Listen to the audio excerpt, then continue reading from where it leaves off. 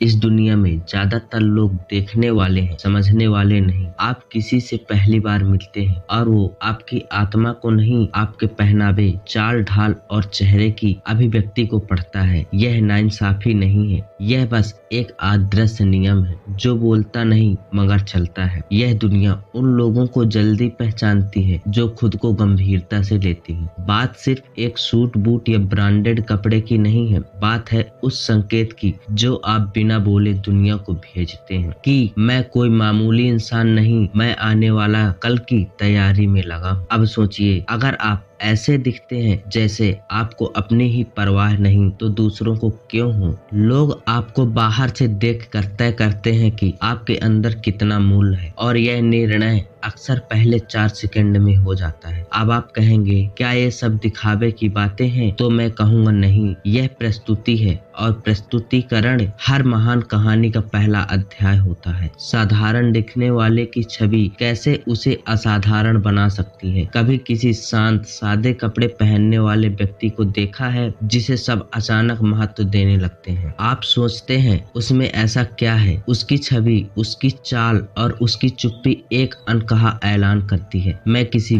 बड़े खेल का हिस्सा हूँ और मुझे इसकी जरूरत नहीं कि मैं चिल्लाकर बताऊं। छवि एक कवच है, यह आपको उस युद्ध से बचाती है जहां हर कोई आपको कम आंकने को तैयार बैठा है। छवि सिर्फ कपड़े नहीं, आपकी गर्दन का झुकाव, आपकी आंखों की स्थिरता और मुस्कान की गहराई है। लोग आपकी छवि से तय करते हैं आपको मौका देना है या नहीं, आप पर भरोसा करना है या नहीं, आपको आगे बढ़ाना है या नहीं। और इसलिए छवि कोई विकल्प नहीं, यह रणनीति है। कभी किसी इंटरव्यू में साधारण कपड़े पहने हुए व्यक्ति को देखकर जज की गई प्रतिभा की कहानी सुनी है? कई बार योग्य उम्मीदवार इसलिए अस्वीकार हो जाते हैं क्योंकि उनका पहनावा चीख कर कहता है मैं गंभीर नहीं हूँ। जब आप जैसे दिखते हैं वैसे ही आपको ट्रीट करते हैं। जिस क्षण आप किसी से पहली बार मिलते हैं, सामने वाला व्यक्ति आपको अपने मन के तराजू में तौलता है, लेकिन यह तराजू न्याय का नहीं,